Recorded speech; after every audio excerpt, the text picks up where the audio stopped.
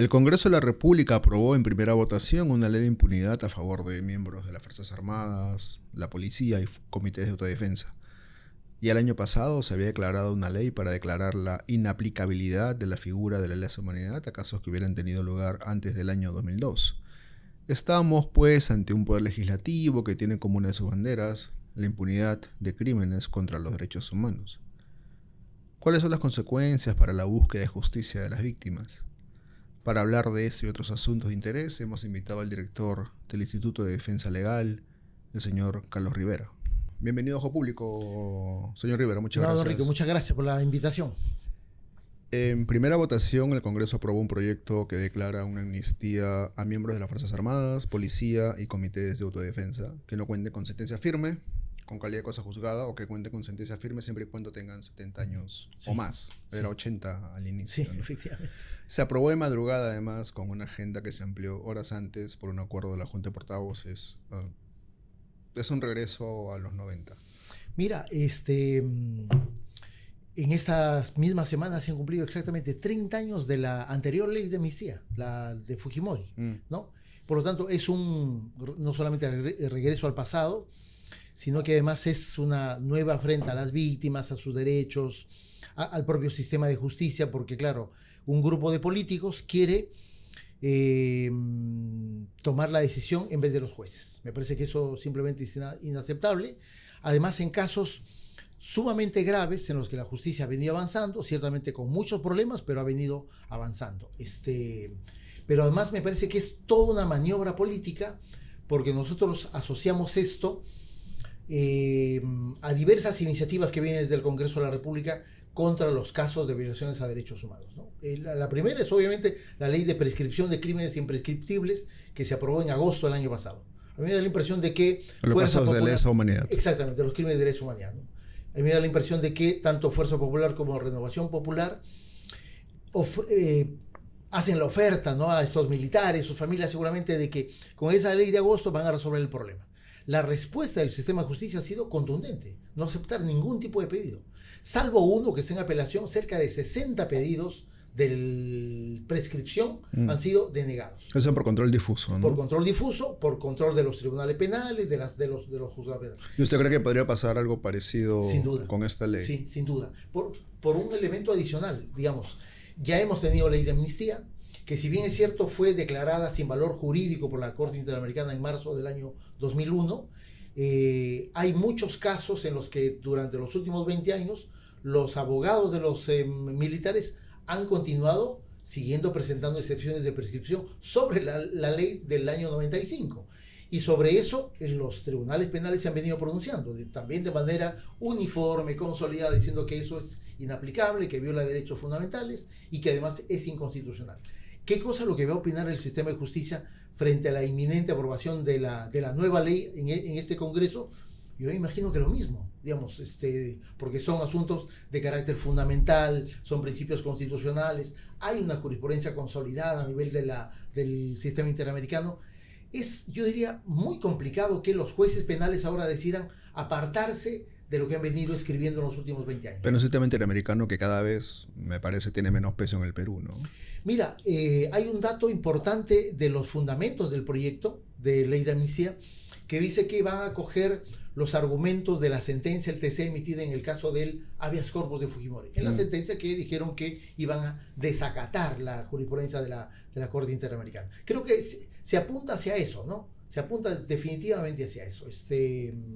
La propuesta que en esta semana hizo Arana de desmarcarnos, de crear una comisión para desvincularnos del sistema interamericano. Con académicos y sociedad civil. Así es, dice academia, sociedad civil, políticos. Creo que es parte de ese paquete político que pretende ofrecer la cabeza de los jueces de la Corte Interamericana como solución a los problemas, sobre todo de seguridad pública en el Perú, ¿no? Ahora, es medio contradictorio, porque el Perú ha estado medio activo en nombramientos en la Corte Interamericana de Derechos Humanos, ¿no? Totalmente, mira, no solamente medio, yo diría muy activo, digamos. El año pasado, Perú propuso a un juez a la Corte, Alberto Borrell, y no entró. Desde enero de este año, juez de la Corte Interamericana. Entró, sí. Ha propuesto no a un peruano, sino a un colombiano, Carlos Bernal Pulido. Está compitiendo para un periodo de reelección como miembro de la Comisión Interamericana. y está proponiendo o estuvo proponiendo a una funcionaria para ser subsecretaria general de la Organización de Estados Americanos. O sea, no sé si hay otro estado que en todas las candidaturas haya propuesto a alguien. Pero, y al mismo tiempo dice me quiero ir. Y al mismo tiempo dice me quiere ir. Yo siento eso, que es más la angustia que debe tener Boluarte de caer bien al fujimorismo fundamentalmente, que ha levantado esto como bandera política desde hace casi 30 años, y de llegar a un evento tan ciertamente de política interna como el voto de confianza del nuevo gabinete, para decir llego de rodillas, ¿no?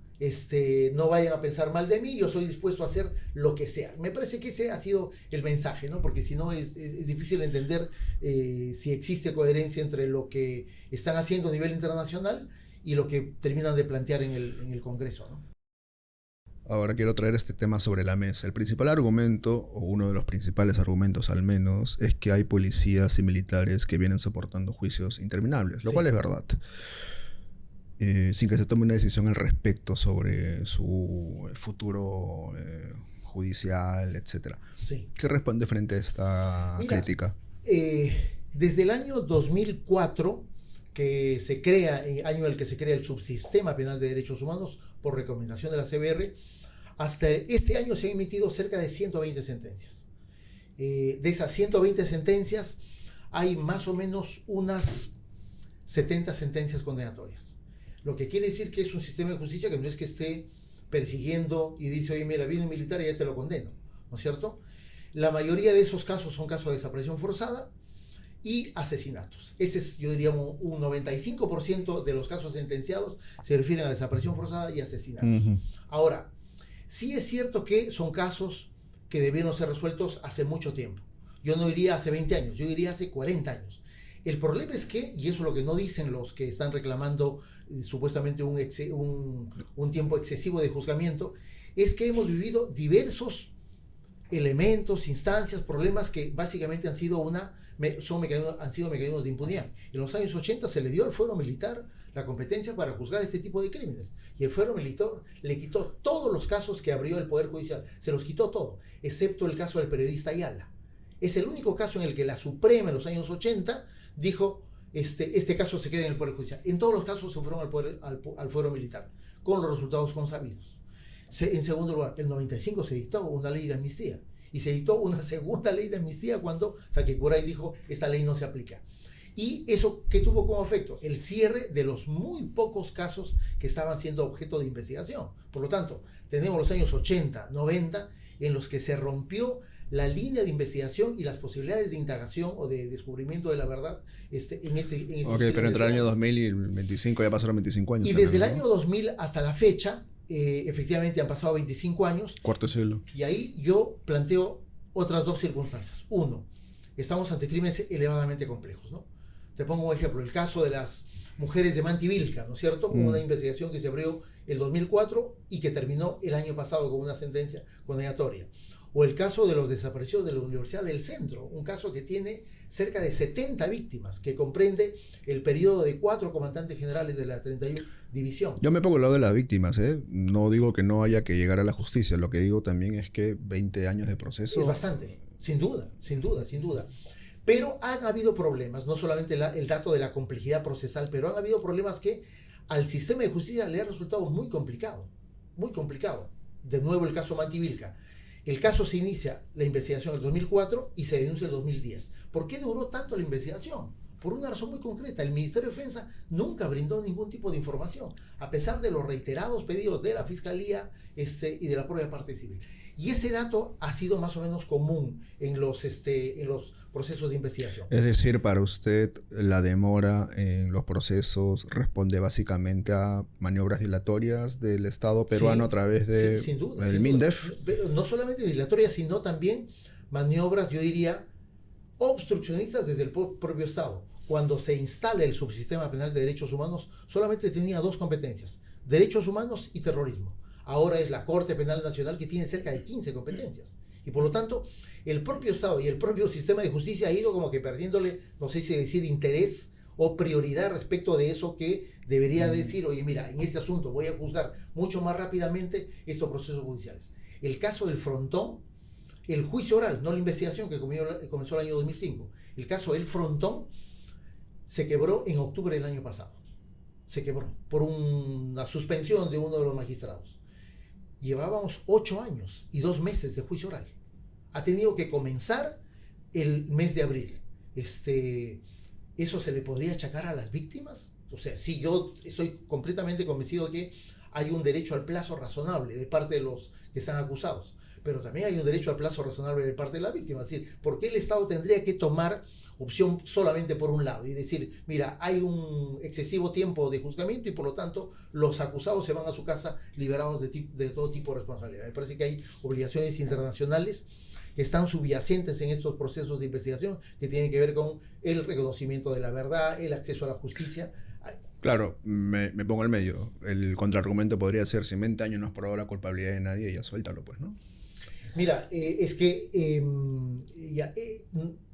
un sistema de justicia no podría funcionar con un principio de esa naturaleza, ¿no? Porque, claro, tendrías que analizar por qué razón no se ha señalado un nivel de responsabilidad. Pero ojo, no es que tampoco el sistema de justicia no haya hecho nada. Por eso yo comenzaba diciendo, han habido me queda claro. 120 casos en los que se han terminado con decisiones judiciales.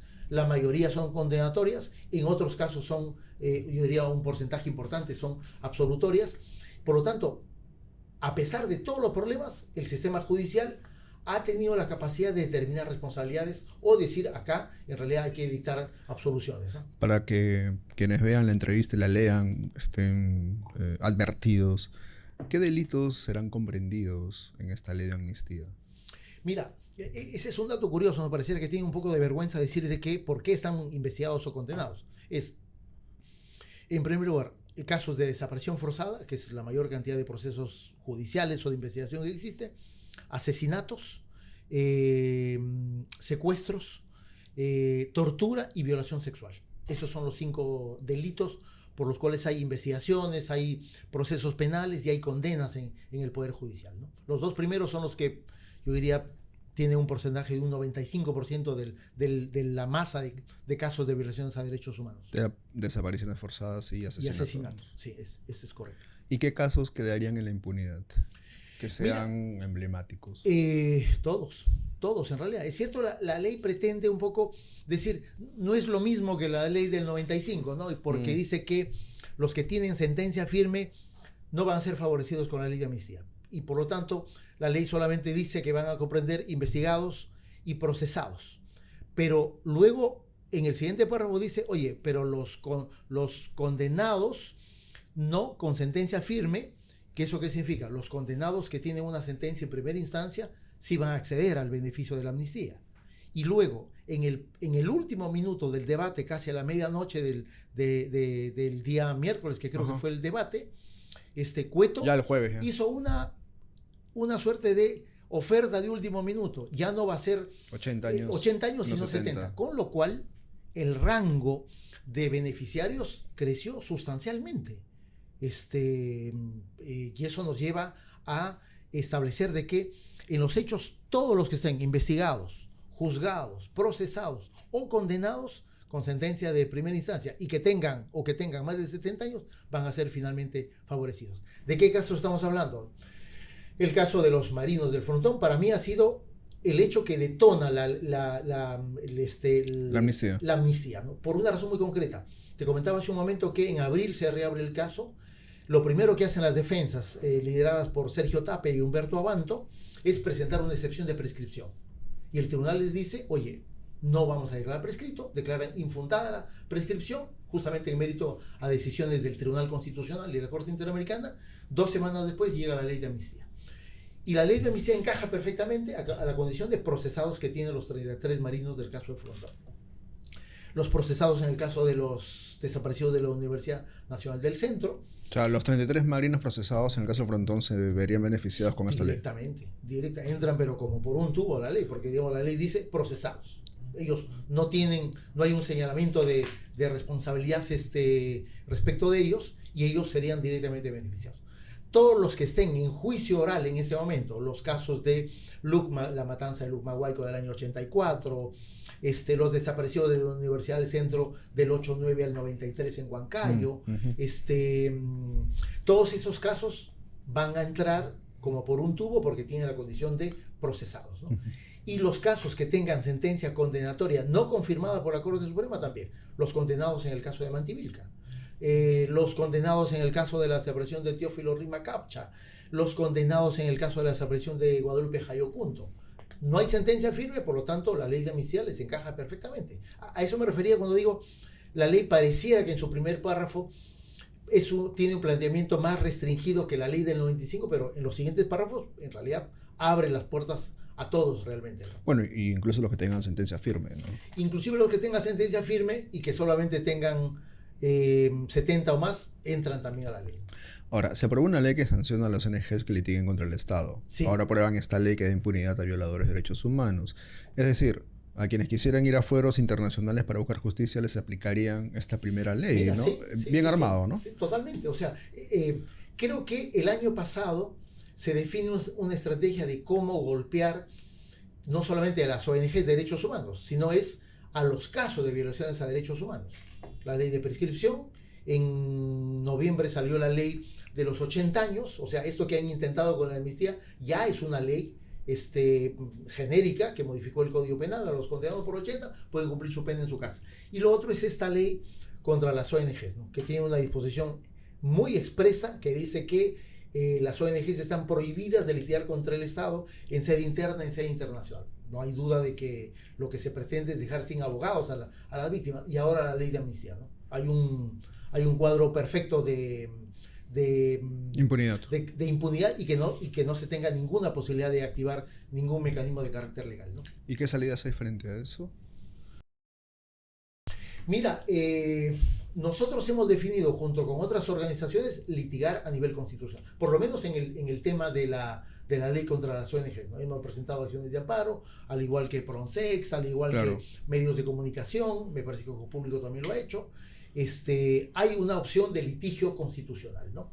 Y en lo que respecta tanto a la ley de prescripción y lo que yo creo que va a ser de manera concreta la ley de amnistía, esas leyes tienen un problema, justamente, no son leyes autoaplicativas, o sea, no es que se promulga mañana lunes la ley de amnistía y todos dicen, oye, señor juez, me voy a mi casa porque está la ley. Tienen que haber pedidos individuales. Y ahí el juez puede decidir si aplica o no la ley. Ahí se va a abrir un litigio, yo diría muy intenso, de la ley de prescripción de agosto del año pasado, digamos, hasta este mes se ha seguido litigando peticiones en mérito a la ley de prescripción de crímenes de lesa humanidad. Ya vamos 8 meses. Y seguramente lo mismo va a ocurrir con la ley de amnistía. Se va a abrir un largo periodo de litigio entre los pedidos de los acusados o condenados y la fiscalía y los abogados de las defensas. Yo creo que lo que se ha buscado es de que no participamos en ese litigio, ¿no? Sí. Ahora, las organizaciones de derechos humanos se han dedicado a perseguir a los que combatieron el terrorismo. Esto es lo que suele escucharse con bastante insistencia el sector político que promovió esta amnistía.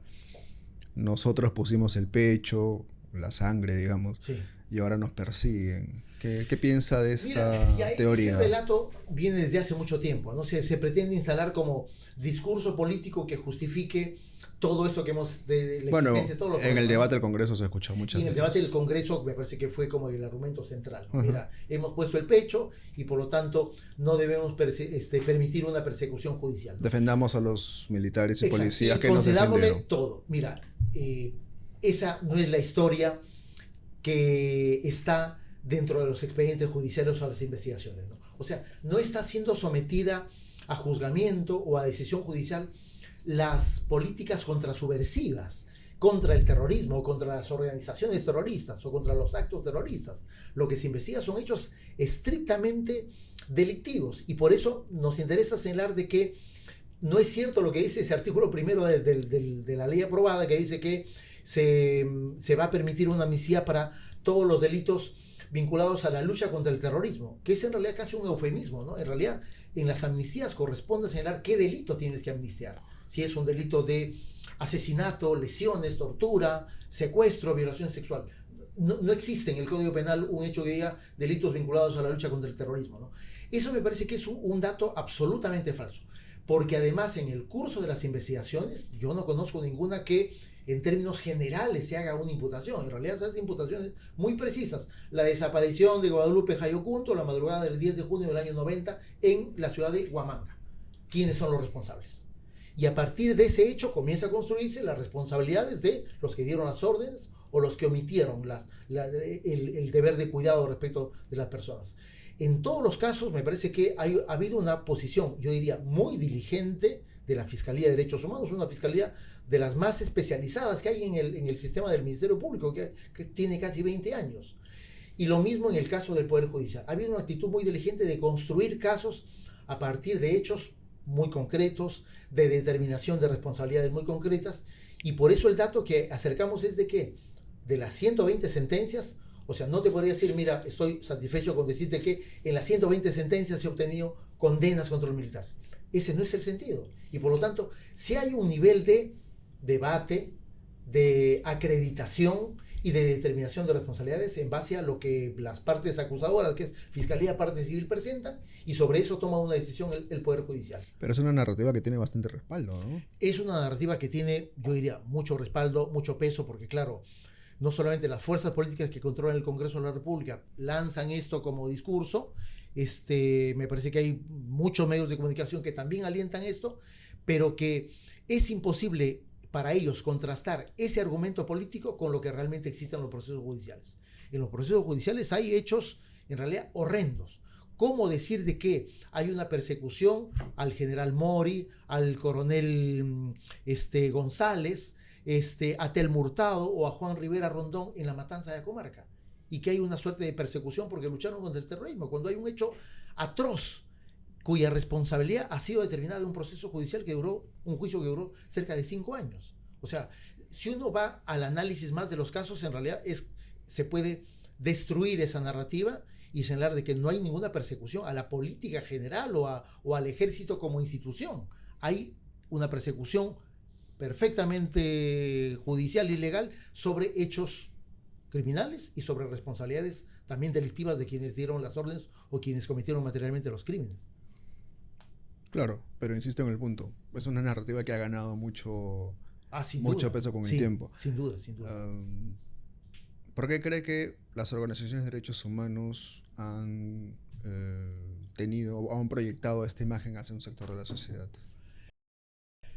Mira, porque yo creo que se ha ido desde los años 90, se ha ido como que conformando una suerte de coalición que tiene una posición muy política de negación de los crímenes perpetrados durante el conflicto armado, ¿no es cierto?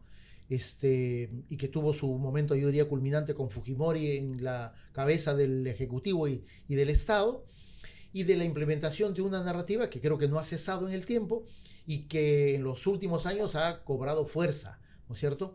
Y me parece que ese dato se ha ido desarrollando justamente a la par de el desarrollo de las investigaciones, a la par de el desarrollo o la determinación de responsabilidades, porque, claro, en los últimos tiempos han habido casos de verdad muy importantes que se han venido sentenciando. El caso Acomarca, el caso Callara, el caso Los Cabitos, ¿no es cierto? Que son casos en los que se han imputado responsabilidades a personajes que en su momento tuvieron mucha importancia en el ejército. Digamos, hay diversos comandantes generales que han sido sentenciados, que han sido condenados. Y por lo tanto me parece que se ha activado a partir de ahí un interés político de no solamente contrariar las decisiones judiciales, sino decir que eso es simplemente el resultado de una persecución judicial y que los responsables son las ONGs. Porque sí es cierto, nosotros ahí desde los años 80 hemos asumido una responsabilidad que es defender los casos, defender a las víctimas, y bueno, ese es el papel que hemos decidido institucionalmente tomar y me parece que lo hemos hecho, yo diría, con éxito, porque hemos logrado mantener vigente una causa fundamental de defensa de los derechos humanos en el Perú. La defensa de derechos humanos se ha convertido en un coto de la izquierda peruana, ¿o qué diría usted? Mira, me parece que no, ¿no? Ese es un argumento que también escucho con bastante insistencia, por eso planteo estos Capaz, temas, ¿no? capaz eso pudiera, yo, o sobre esa pregunta yo hubiese podido darte una respuesta afirmativa en los años 80, ¿no es cierto? Que en el que las ONGs me parece que sí tenían un perfil mucho más de izquierda, y inclusive una pertenencia a algunos miembros a partidos políticos de izquierda. Ya, ese no es el escenario actual de las ONGs, ¿no? Ese no es el escenario. Lo digo con conocimiento particular del IDL, digamos. No, yo no te podría decir, oye, ni siquiera el 50% del IDL es de izquierda. Definitivamente no.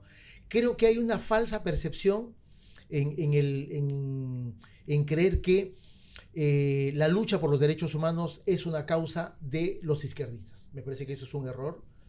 Me parece que la lucha o la causa por la defensa de los derechos humanos tiene otro tipo de perfil, ¿no es cierto? Mucho más comprensivo. El problema es que tenemos una derecha o una clase política que en realidad no le gusta la defensa de los derechos humanos en general. No acepta tener una raíz más democrática, más liberal, ¿no es cierto? Ojalá que eso existiera. Lamentablemente en el caso de Perú no la tenemos. Tenemos una derecha bien facha, sinceramente, ¿no? Y que como que le asquea, le repudia este tipo de temas, y por eso, digamos, se hace pues una discusión de quién entra a los baños en el Congreso de la República, ¿no?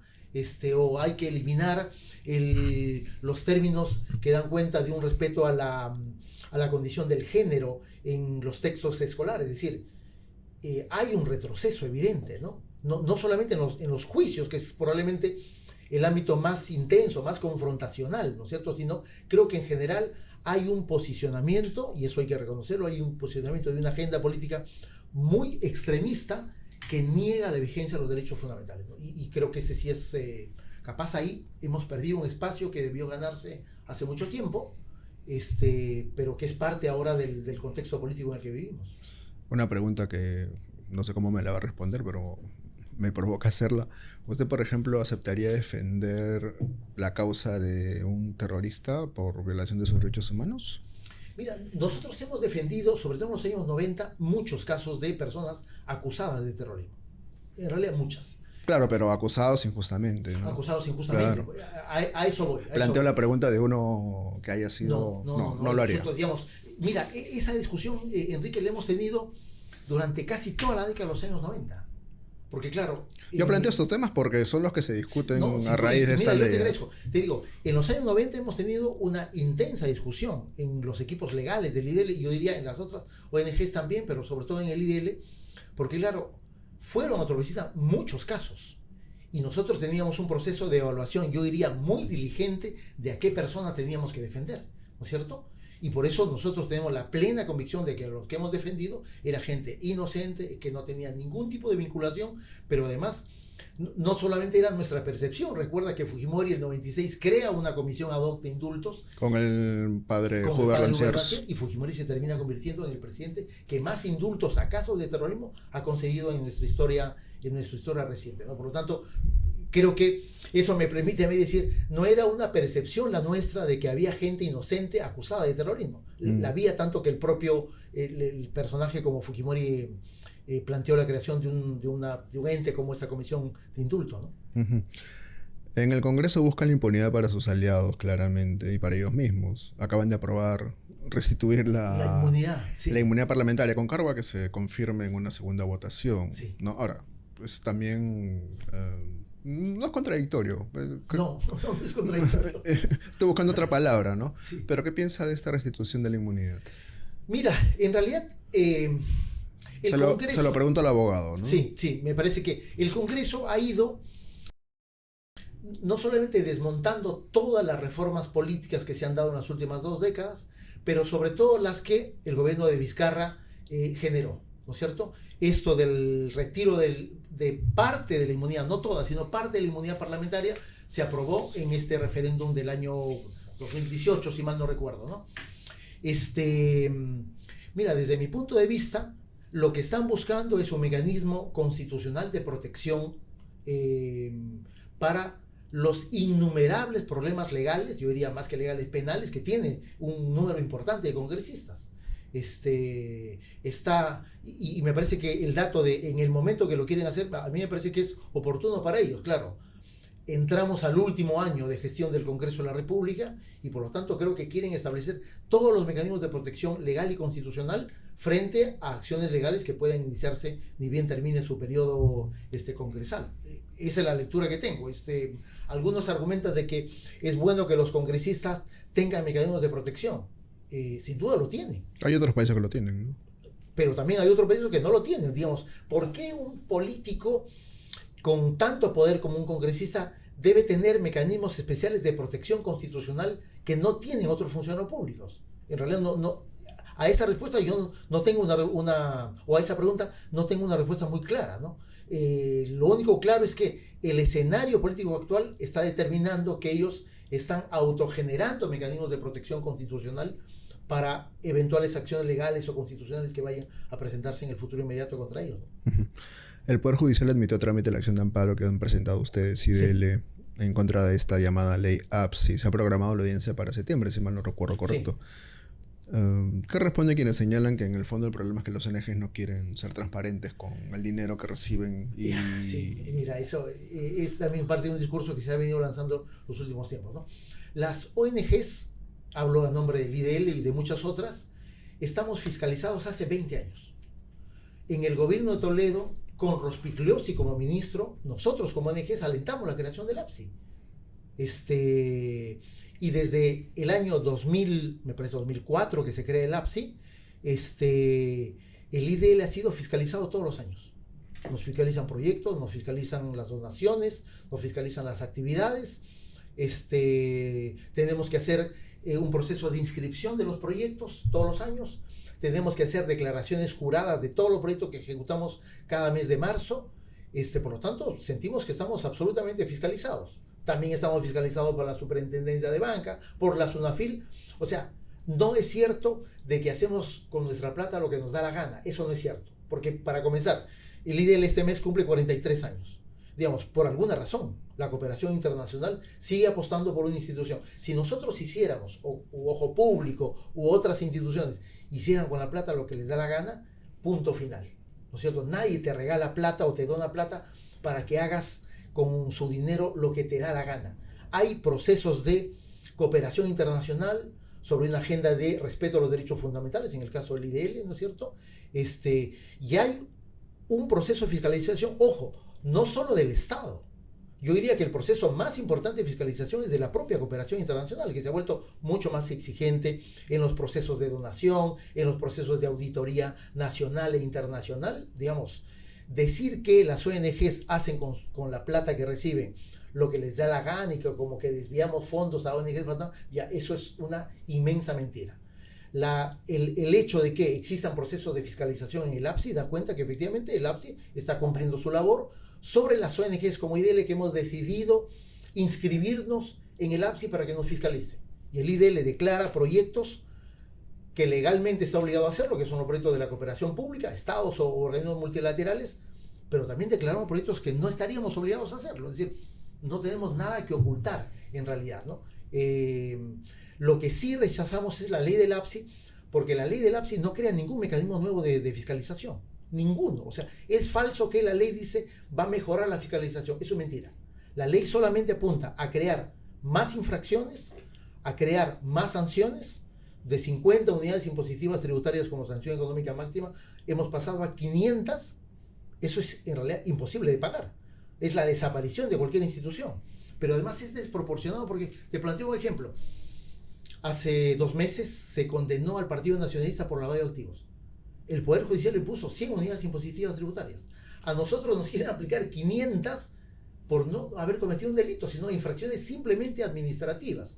Y el otro dato de que se le da competencias. Ahora dice que te tienes que registrar obligatoriamente, tienes que registrar tu proyecto, pero para comenzar la ejecución de tu proyecto tienes que tener la autorización de un funcionario del APSI. Yo digo, ¿qué entidad privada puede admitir un condicionamiento de esa naturaleza? Digo, a algún estudio de abogados se le dice, usted no puede litigar un caso porque debe recibir la conformidad de una entidad pública. Igual me parece que las ONGs han perdido como que credibilidad en esos últimos años. ¿No tengo esa impresión, no? ¿Usted qué piensa? Sí, sin duda. sin duda, sin duda. Ahí hay alguna autocrítica que hacer, me imagino. Mira, todas las que tengamos que hacer, sinceramente, todas las que tengamos que hacer.